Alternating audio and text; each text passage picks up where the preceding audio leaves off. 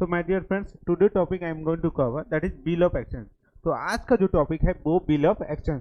तो मैंने negotiable instrument का जो है बहुत सारा टॉपिक प्रोमिसरी नोट पढ़ा चुका हूँ और नेगोशिएबल इंस्ट्रूमेंट क्या मीनिंग। तो मेरा पहला वीडियो अगर आप नहीं देखे तो please go through my previous video. So today lecture is on bill of exchange. Bill of exchange क्या होता है? जनरली एक इंस्ट्रूमेंट है, नेगोशिएबल इंस्ट्रूमेंट में मेन तीन है, promissory note, bill of exchange and cheque. तो नेगोशिएबल इंस्ट्रूमेंट क्या है? It is a instrument generally on conditional order means कोई कंडीशन नहीं है इसमें। ऑन कंडीशनल ऑर्डर और जो है कि एक मेकर जो है, एक आदमी जो है दूसरे पर्सन को क्या है कि एक दूसरे पर्सन को डायरेक्ट देता है कि आप कोई आदमी को पेमेंट कर दो। सो दैट इज आपका bill of exchange. So generally इसमें भी बिल ऑफ एक्सचेंज जो है जस्ट लाइक प्रोमिसरी नोट है बट कुछ सर्टेन डिफरेंस है, तो हम लोग देखेंगे। Next party of bill of exchange हम लोग देखेंगे कौन ड्रॉयर, ड्रॉई, एक्सेप्टर, प्रेयर, ये सब कौन रहता है। Then essential feature of bill of exchange. तो आज का टॉपिक ये सब हम कवर करने वाले हैं। So let's see what is bill of exchange. So bill of exchange is a bill of exchange is a instrument. पहले क्या हुआ है? Instrument. Second it in writing condition, it should be in writing condition and on conditional order, then signing by the maker। Third बनेगा signing में, ये हो गया पहला इंस्ट्रूमेंट, राइट रिटर्न हो गया, और it is on conditional order, signing by the person or maker, directing a certain person, किसी और को क्या डायरेक्ट करना थर्ड पर्सन को, हाँ, टू पे, क्या करने के लिए? पे certain money only or to the order of certain person, a certain person or to the bearer of the instrument as per section 5। तो सेक्शन 5 जो है अब नेगोशिएबल इंस्ट्रूमेंट क्या डील करता है? Bill of exchange means there is a instrument in writing and on conditional order to sign by the maker to direct a certain person to pay sum of money। ठीक है, तो उसको बोलते हैं bill of exchange. Next the definition of bill of exchange is very similar with the promissory note. So it is just like similarly promissory note का साथ जो है मोस्टली इक्वल है, but most of the cases the rule which apply to promissory note are in general applicable to the bill. जो promissory note का जो general applicable rule और law है वो इसमें भी एप्लीकेबल है। However the certain important point of distinction हम लोग देखेंगे जब क्या क्या डिफरेंस है bill of exchange promissory note में और आपका चेक में। तो एक पूरा डिफरेंस का हम पूरा शीट बनाए हुए हैं, टेबल है, हम उसको कवर करेंगे लेटर स्टेज में। अच्छा, नेक्स्ट हो गया essential feature of bill of exchange. So पहले क्या हो गया? It must be in writing, पहला कंडीशन हो गया it must be in writing. Second an unconditional order to pay or not merely request, ये रिक्वेस्ट नहीं है, it is unconditional to pay money. क्या देना है? मनी देना है। मिस्टर एक्स है, ए मिस्टर वाई है, एक्स एंड वाई। एक्स बोला वाई को कुछ पैसा देना है, ठीक है, तो बिल ऑफ एक्सचेंज हो सकता है, एक बिल बनाया बिल ऑफ एक्सचेंज है, उसमें वो it is a return to pay some money, मतलब एक्स क्या बोला? वाई को पेमेंट देना है, कितना? ₹500 हो सकता है। And signing by the drawer, कौन? एक्स क्या करेगा? वहां साइन करेगा। The party must certain means X and Y दो पार्टी है तो ये सर्टेन होना चाहिए। थर्ड हो गया must be payable, must also be certain, मतलब जो पेमेंट है वो सर्टेन होना चाहिए। And must be comply with formality like stamp और डेट होना चाहिए। ये जो इंस्ट्रूमेंट बनेगा आपका, ये जो है स्टाम्प होना चाहिए और नेक्स्ट आपका अदर फॉर्मेलिटी डेट वगैरह भी होना चाहिए, डेट वगैरह होना चाहिए। कितना अमाउंट का होगा कितना और डेट भी होना चाहिए। सो इसको बोलते हैं बिल ऑफ एक्सचेंज। तो पहले क्या कंडीशन हो गया, रिटर्न होना चाहिए, अनकंडीशनल पे होना चाहिए, क्या पेमेंट देना है, मनी पेमेंट करना है, साइन बाय द ड्रॉयर और must be certain, then must be certain और लास्ट होना चाहिए, स्टाम्प होना चाहिए और डेट होना चाहिए। तो ये जो है कि all the bill of exchange का ये फॉर्म जो बेसिक कंडीशंस है और मीनिंग हम लोग देखें। Section 5 deal with the bill of exchange. 4 हो गया प्रोमिसरी नोट, 5 हो गया बिल ऑफ एक्सचेंज एंड 6 हो गया चेक। नेक्स्ट हो गया who are the party of bill of exchange. So एक होता है ड्रॉयर, जैसे प्रोमिजर नोट में प्रोमिजर एंड प्रोविजी होता है, उसी तरह यहाँ the drawer and drawee and acceptor, generally 3 आते हैं। तो ड्रॉयर DRAWER, ड्रॉयर मतलब the person who draw the bill known as call drawer. Generally seller और क्रेडिटर और पेई और होल्डर। जनरली जो ड्रॉयर को उसको हम लोग देखेंगे नीचे, कौन होल्डर को भी बोल सकते हैं, उसको पेई भी बोल सकते हैं, क्रेडिटर और सेलर बोल सकते हैं। एंड पेई और ड्रॉई मतलब person whom the bill is drawn, और बायर और सेलर बोल सकते हैं, डेटर और एक्सेप्टर, एक ही बात है। whom the bill is draw and who draw the bill हो गया, who मतलब हो गया कौन बनाया उसको, ड्रॉयर, और ड्रॉई मतलब whom किसके लिए बनाया, वो हो गया drawee. Then acceptor means one who accept the bill, generally the drawee is acceptor but the stranger may be accept the on behalf of drawee। Generally ड्रॉई के लिए वो जो एक्सेप्टर बोल जाते हैं, बट थर्ड पर्सन भी एक्सेप्टर हो सकता है।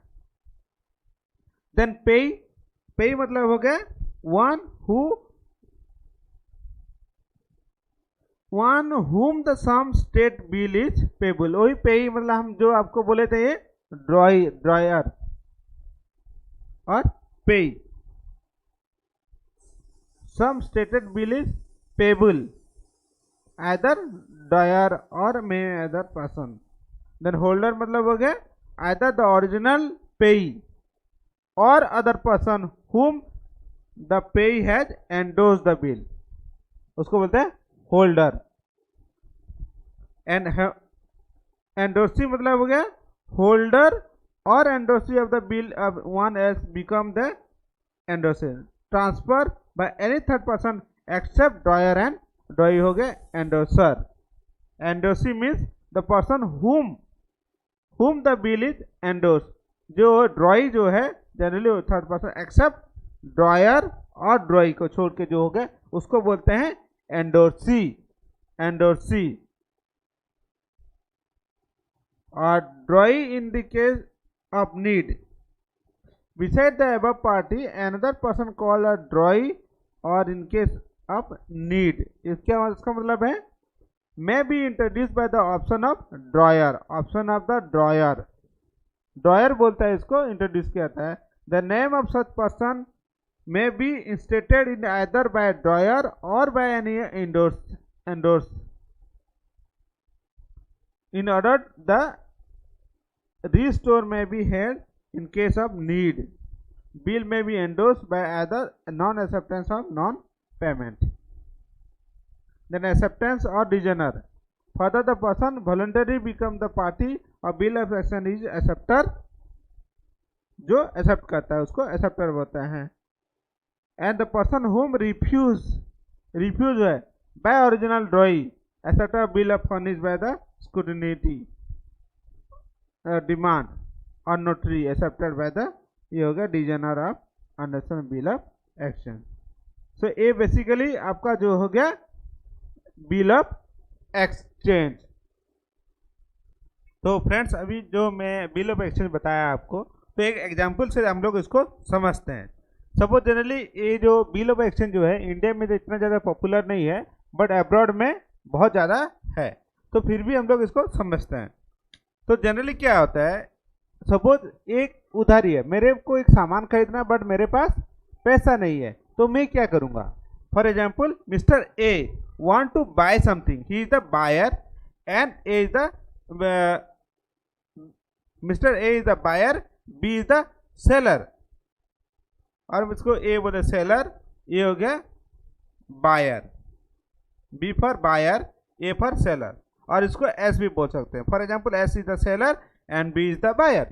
ठीक है, तो क्या हुआ, सेलर को गुड्स बेचना है, बायर को खरीदना है। तो बायर बोला कि मैं सर आपका गुड्स सामान खरीदना चाहता हूँ, फॉर एग्जाम्पल कार, लेकिन जो है मेरे पास अभी पैसा नहीं है। तो मैं वो बोला कि ठीक है मैं आपको सामान दे दूंगा। जनरली तो ये उधारी ही होता है।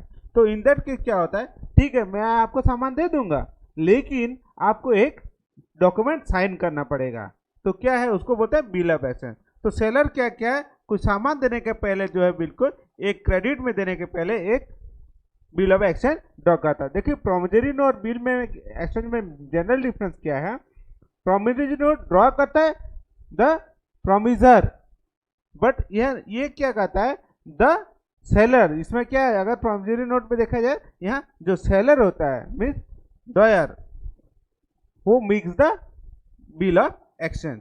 ठीक है, तो क्या करेगा सेलर, क्या करेगा एक बिल ऑफ एक्सचेंज ड्रॉ करेगा, और बायर क्या करेगा, उसको डेटर भी बोला जाता है, डेटर और ड्रॉई जिसको बोला जाता है, और जो सेलर है उसको क्रेडिटर और ड्रॉयर भी हम लोग बोलते हैं। ठीक है, ये हो गया बिल ऑफ एक्सचेंज, जनरली ऐसे ड्रॉ होता है। अच्छा, ये दूसरा बात हो सकता है, बी जो है सामान खरीद लिया, और क्या क्या ए को एस को सेलर जो पेमेंट करना है, लेकिन ये हो सकता है सेलर जो है एस जो है सी से उधारी लिया हो, पर्सन एक आगे सी, और उसको भी पेमेंट नहीं करके डी को भी दे सकता है। तो उसको बोलते हैं एंडोर्समेंट। मतलब ये जो पेमेंट फाइनल जो करना है आपको फॉर रुपीज 10,000 रुपीज जो है, उसको जो है सेल करने के बाद जो है बी जो है आदर सी को पेमेंट कर सकता है या डी को कर सकता है। तो ये एंडोर्समेंट इसको बोला जाता है। तो एंडोर्समेंट का केस एक एनी टाइम हो सकता है, number of time many times हो सकता है, but before the due date होना चाहिए। ठीक है, और होल्डर इन ड्यू कोर्स भी इसको बोला जाता है, but before the due date. जो बिल ऑफ एक्सचेंज का जो डेट पूरा होने का पहले बोला जाता है उसको holder in due course, endorsement जो होता है। ठीक है, तो जैसे मैं आपको बताया था, बहुत सारे इसका क्या है फीचर्स है। जैसे ये रिटर्न होना चाहिए, बता दिया था मैंने, रिटर्न होना चाहिए, साइन बाय द ड्रॉयर, है ना, और ड्रॉई का भी साइन होना चाहिए, मैच्योरिटी डेट का पहले होना चाहिए, सर्टेन होना चाहिए, अमाउंट होता है तो होना चाहिए, और endorsement by the party before the maturity date. जो एंडोर्समेंट मतलब क्या होता है, ट्रांसफर होना डॉक्यूमेंट, वो है होना चाहिए। तो एक फॉर्मेट बेसिकली मैं बनाया हूँ, एक देखिए इसमें बिल ऑफ एक्सचेंज, देखिए बिल ऑफ एक्सचेंज ऐसे हुआ। बिल ऑफ एक्सचेंज पहले हुआ, ऊपर में लेफ्ट साइड में रहेगा अमाउंट 10,000 रुपीज देना है, डेट और प्लेस रहेगा यहाँ, जैसे डेट हो गया, प्लेस हो गया, डेट हो गया, जैसे कोई भी जगह का आप लिख सकते हैं दिल्ली, और डेट हो गया जैसे आप 12/2/2020 हो गया। इसमें लिखा है 90 days after the date, 90 days after the date mister A, और जो है सेलर, उसको बोला है seller, to the order of the sum rupees 10,000 for the value received, और यहाँ स्टाम्प नीचे में रहेगा, और एक्सेप्टेड और ड्रॉई का साइन रहेगा, और ड्रॉयर का और एक्सेप्टर का साइन रहेगा। तो जनरली एक बिल ऑफ एक्सचेंज का एक सिंपल फॉर्मेट है। सो ये बिल ऑफ एक्सचेंज खत्म हो। So thank you friends, thank you for watching.